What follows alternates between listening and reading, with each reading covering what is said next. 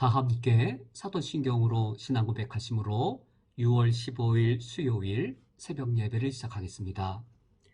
전능하사 천지를 만드신 하나님 아버지를 내가 믿사오며 그 외아들 우리 주 예수 그리스도를 믿사오니 이는 성령으로 잉태하사 동정녀 마리에게 나시고 본디오 빌라도에게 고난을 받으사 십자가에 못 박혀 죽으시고 장사한 지 사흘 만에 죽은 자 가운데에서 다시 살아나시며 하늘에 오르사 전능하신 하나님 우편에 앉아 계시다가 저리로서 산자와 죽은 자를 심판하러 오시리라.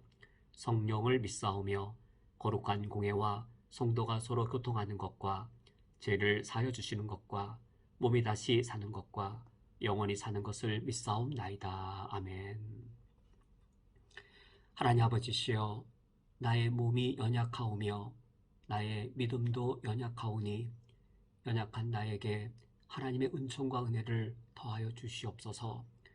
연약한 나를 기억하여 주시어 오늘 주의 말씀을 들을 때 하나님을 인하여 담대함과 용기를 갖게 하여 주시옵고, 그래 나의 오늘 하루의 삶이 온전히 하나님의 영광을 바라보는 삶이 될 수 있도록 나를 지켜주시며 인도하여 주옵소서. 예수 그리스도의 이름으로 기도합니다. 아멘. 오늘 성경 말씀은 신약성경 마태복음 17장 1절부터 8절까지의 말씀입니다. 오늘 성경 말씀을 제가 봉독해 드리겠습니다. 엿새 후에 예수께서 베드로와 야고보와 그의 형제 요한을 데리시고 따로 높은 산에 올라가셨더니 그들 앞에서 변형되사 그 얼굴이 해같이 빛나며 옷이 빛과 같이 희어졌더라.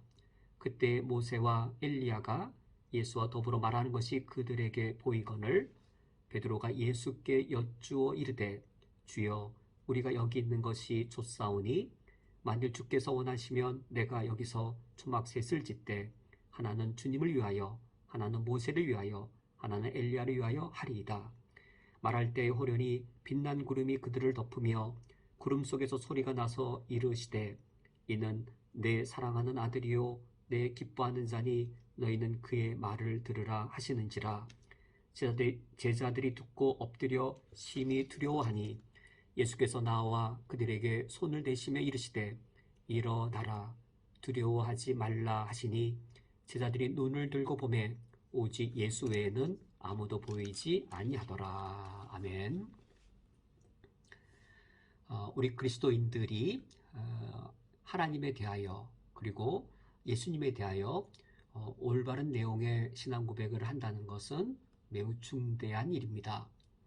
그러나 우리가 올바른 내용의 신앙 고백을 한다는 것 자체가 우리 신앙이 이 현실에서 하나님 아버지 앞에 참된 그리고 승리하는 신앙생활을 할 수 있도록 보장해 주지는 못합니다. 우리는 그 사실을 이 마태복음 16장 이 장면에서 베드로를 통해 우리가 이미 발견했습니다. 베드로는 예수 그리스도를 향해 최대의 신앙 고백을 합니다. 너희는 나를 누구라 하느냐라고 예수님께 질문하셨을 때에 주는 그리스도시요 살아계신 하나님의 아들이십니다 라고 고백합니다.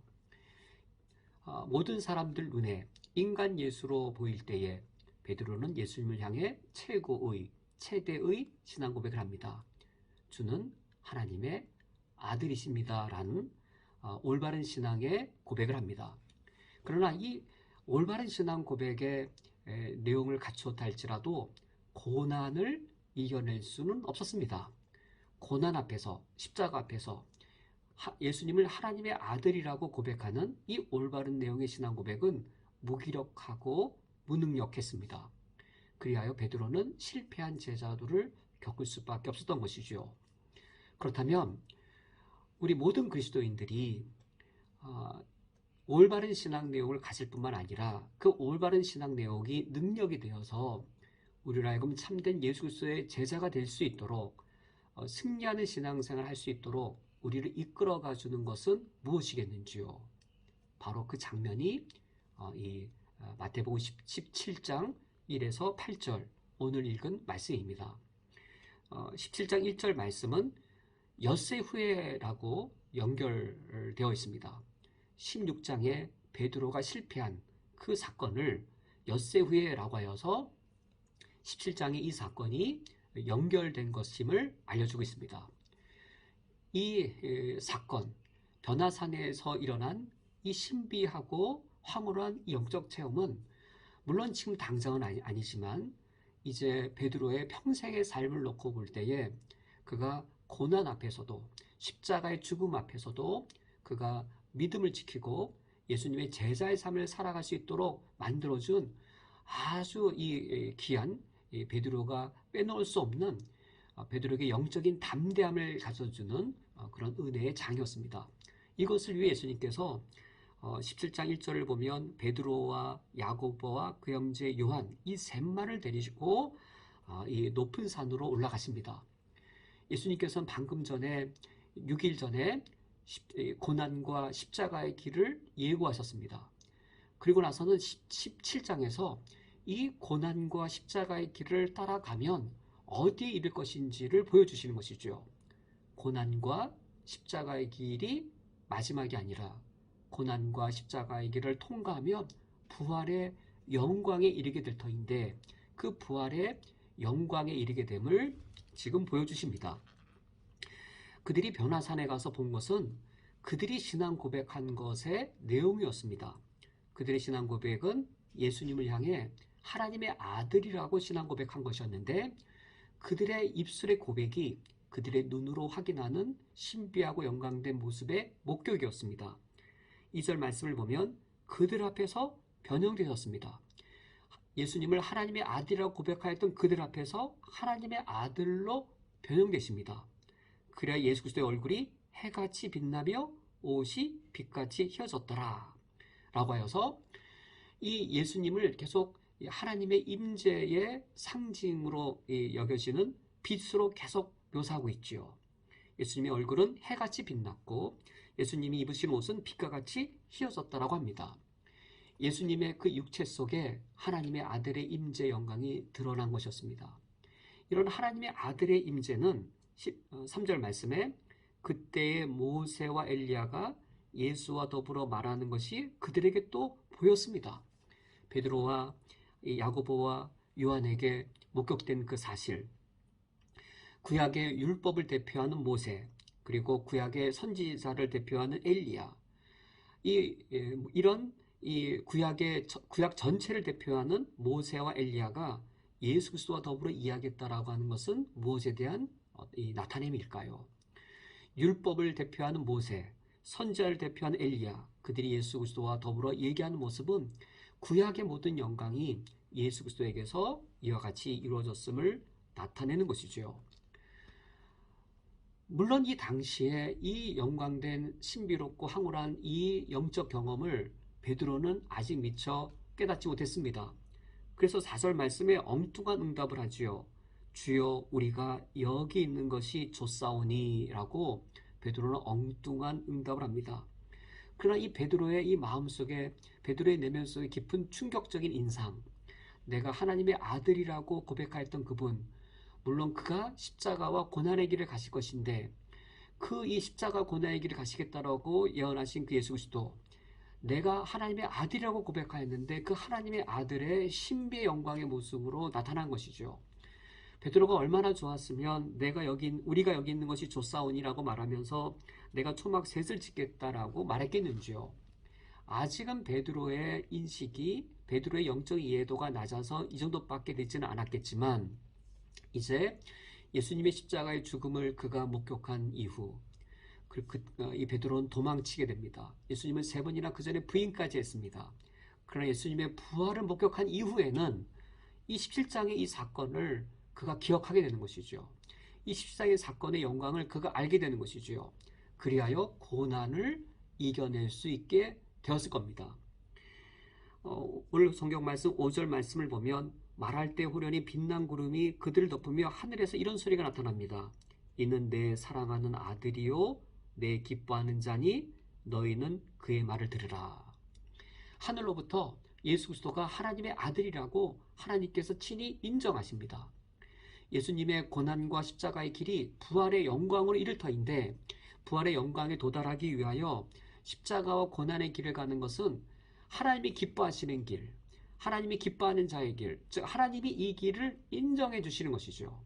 그리고 하나님께서 베드로가 예수님을 하나님의 아들이라고 올바르게 고백했을지라도 고난을 감당해내지 못하고 예수님의 메시아 길에 걸림돌이 되었을 터인데, 그런데 지금 하늘에서 예수님께서 고난과 십자가의 길을 걸어가셔서 부활에 도달하는 것, 이거 옳다라고 하나님 인정하시면서 예수 그리스도를 하나님의 아들이라고 예수님께서 인정해 주십니다.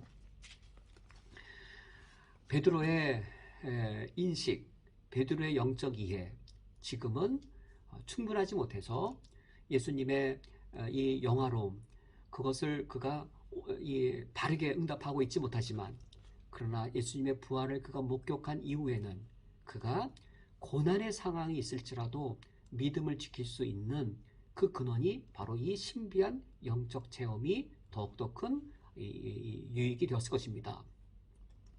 그렇다면 우리 그리스도인들이 올바른 신앙을 지킬 수 있는 원동력은 무엇이겠는지요? 물론 당연히 예수 그리스도를 향해 예수 그리스도는 하나님의 아들이십니다라고 하는 올바른 신앙의 내용, 이것은 정말 필수적입니다. 그러나 그것만으로 되지 않습니다. 올바른 신앙의 내용과 더불어 올바른 신앙의 목적을 가져야 됩니다. 지금 그것을 보여주신 겁니다. 마태복음 17장 변화산상에서 하나님의 아들의 영광의 모습을 보여준 것, 왜 보여주었을까요? 예수 그리스도를 믿는 우리 신앙의 목적입니다. 예수님의 제자가 되어 우리가 예수님의 그 길을 따라가는 그 목적입니다. 우리가 오늘 이 아침에 내가 왜 하나님을 섬기는가? 내가 왜 예수 그리스도를 나의 구주로 모시며 살아가는가? 우리 신앙의 목적을 돌아볼 수 있기 원합니다. 이 목적이 올바를 때 우리가 고난을 이겨낼 수 있습니다. 우리 신앙의 목적은 무엇인지요? 예수 그리스도의 영광입니다. 베드로가 변화산에서 목격했던 바로 그 영광입니다. 우리 신앙의 목적이 있다면 예수 그리스도가 영광 받으시는 겁니다. 우리 쿠웨이트 한인연합교회의 목적이 있다면 예수 그리스도께서 이 무슬림 땅에서 영광 받으시는 겁니다. 그 이상의 것이 없습니다. 그것뿐입니다. 그것이면 충분합니다. 내가 이 땅에서 고난받을지라도 윤상원이라는 한 사람의 이름이 무명의 사람으로 살다가 무명의 사람으로 끝난다 할지라도, 내 삶이 이 땅에서 이룬 것이 아무것도 없을지라도, 심지어 우리가 이 땅에서 비난받고 욕을 받을지라도, 그러나 예수 그리스도의 영광 받으심이 있다면 그러면 된 겁니다. 올바른 신앙 고백의 내용만으로 우리가 제자의 길을 갈 수 없습니다. 신앙의 목적이 올바를 때 우리가 그 길을 갈 수 있습니다.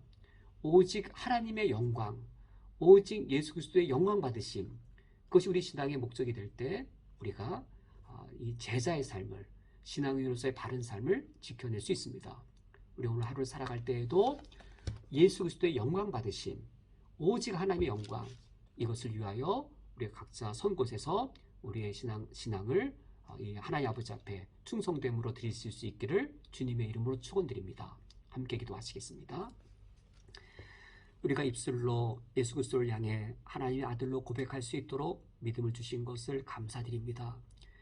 우리가 예수 그리스도를 향해 올바른 믿음의 고백을 할 뿐만 아니라 올바른 신앙의 목적을 갖게 해주시어 오직 하나님의 영광을, 예수 그리스도의 영광 받으심만을 저희들이 바라보며 그것만으로 우리의 최고의 최대의 만족과 기쁨으로 삼게 해주옵소서. 예수 그리스도의 이름으로 기도합니다. 아멘. 다 함께 주기도로 오늘 예배를 폐하겠습니다. 하늘에 계신 우리 아버지여, 이름이 거룩히 여김을 받으시오며 나라가 임하시오며 뜻이 하늘에서 이루어진 것 같이 땅에서도 이루어지이다. 오늘 우리에게 일용할 양식을 주시옵고 우리가 우리에게 죄 지은 자를 사하여 준 것 같이 우리 죄를 사하여 주시옵고 우리를 시험에 들게 하지 마시옵고 다만 악에서 구하시옵소서. 나라와 권세와 영광이 아버지께 영원히 쌓옵나이다. 아멘.